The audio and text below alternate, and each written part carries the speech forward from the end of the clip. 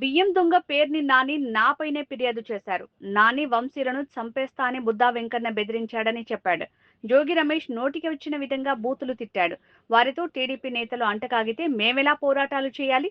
దీనిపై పార్టీ అధిష్టానం కూడా స్పందించి మాకు గైడ్ లైన్స్ ఇవ్వాలి.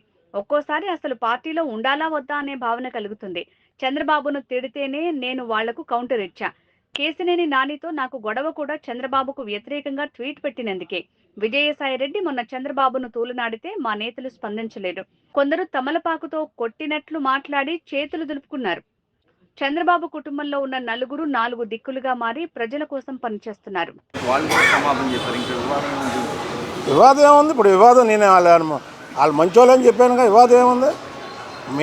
మేము పోరాడినటువంటి వ్యక్తులం, పార్టీ కార్యకర్తలంతా పోరాడినటువంటి వ్యక్తులు, అందరికీ బాధ కలిగింది. ఇగో ఇప్పుడు మీకు ఒక్క మాట చేద్దాంలే.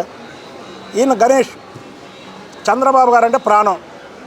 ఇతను గౌడ సామాజిక వర్గానికి చెందినటువంటి వ్యక్తి. ఈయన అడగండి, మీరు చెప్పండి, మీరు బాధపడుతున్నారా లేదా? రండి చెప్పండి.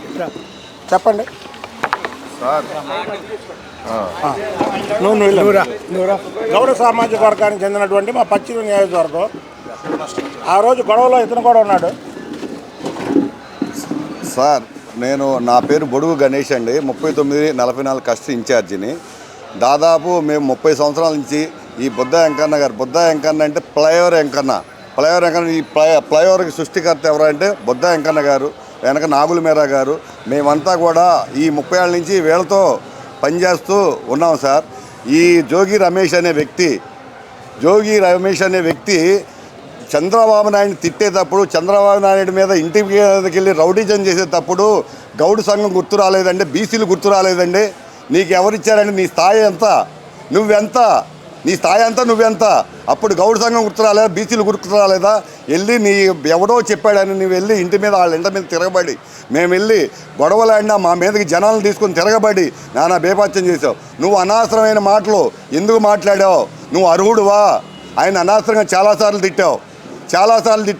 జోగి రమేష్, మేము గౌడాసమే నీతిగా 30 ఏళ్ళ నుంచి ఈ పార్టీలో ఉన్నాం. నువ్వు మాత్రం చేసిన తప్పు. దయచేసి తెలుగుదేశంలో ఉన్న ప్రతి వ్యక్తి కూడా ఆయన ఎవరన్నా సహకరించినా సరే ఎట్టి మండి పరిస్థితుల్లో వదిలిపెట్టే పని లేదు అని నేను చెప్తున్నాను సార్. ఇప్పుడు ఇంకో విషయం చెప్తున్నాండి.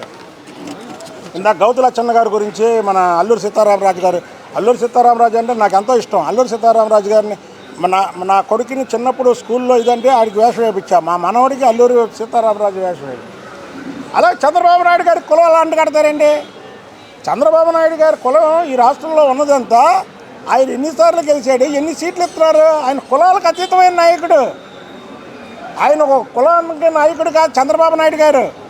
ఇదే జోగి రమేష్ వాళ్ళ ఇంటి మీద దాడి చేసి క్లిప్పింగ్ ఏది ఆయనకి కులం ఆపాదించాడు. దాడి చేయడం జరిగింది. పెద్ద బరిసెలతోటి, పెద్ద బండరాలతో కూడా ఆయన అరిచేల పైన పెద్ద ఎత్తున దాడికి దిగడం అయితే జరిగింది.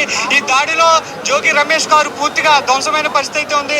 మాట్లాడేందుకు పెడన శాసనసభ్యులు జోగి రమేష్ ఉన్నారు. సార్ చెప్పండి, ఎందుకు మీపై ఈ స్థాయిలో దాడి చేశారు? చంద్రబాబు నాయుడికి కన్న కావడం, చంద్రబాబు నాయుడికి సామాజిక దురహంకారం, చంద్రబాబు నాయుడికి కుల దురాభిప్రాయం. అంటే ఒక బలిసి కొట్టుకుంటాం. నేనేం చేశానండి? చూడండి, కులం గురించి మాట్లాడుతున్నాను. అయ్యన్న పాత్రుడు అనే వ్యక్తి చంద్రబాబు నాయుడు గారి కులం గురించి చంద్రబాబు నాయుడు గారి కులం అనేది ఆపాదించేందా చెప్పే చూసారా? గౌతు లచ్చన్న గారికి, అల్లూరి సీతారామరాజు గారికి, అలాగే చంద్రబాబు నాయుడు గారికి. చంద్రబాబు నాయుడు గారి కులం అంటే చంద్రబాబు నాయుడు గారు 4 సార్లు ఇక్కడ ముఖ్యమంత్రి అవుతారండి. అలాంటి వ్యక్తులతో మనం పక్కన ఉండడం అనేది కరెక్ట్ కాదు. మంచోళ్ళు వాళ్ళు ఎవరైతే కలిసారో వాళ్ళందరూ మంచోళ్ళు కాదని మాత్రం అంటలా. వాళ్ళని వ్యక్తిగతంగా నేను విమర్శించట్లా. కానీ ఇది ప్రజల కార్యకర్తలు చంద్రబాబు గారి ఫ్యామిలీని అభిమానించే వాళ్ళ మనోభావాలు దెబ్బతిన్నాయి. దీన్ని మీరు ఎలా చేస్తారో ఒకసారి ఆ వేదిక మీద ఉన్నటువంటి 3 వ్యక్తులు క్లారిఫికేషన్ చంద్రబాబు నాయుడు గారికి, లోకేష్ బాబు గారికి ఇచ్చుకొని మళ్ళీ ఆ 3 ఒకేసారి వేదిక మీద ముందుకు వచ్చి దాని ముందు క్లారిఫికేషన్ ఇవ్వడమే కాకుండా ఇలాంటి జోగి రమేష్ ఒకవేళ తెలుగుదేశంలోకి వస్తానన్నా, లేదా జనసేనలోకి వస్తానన్నా, లేదు బీజేపీలోకి వస్తానన్నా రాకుండా చూడాల్సిన బాధ్యత కూటమి ప్రభుత్వందని తెలియజేస్తుంది.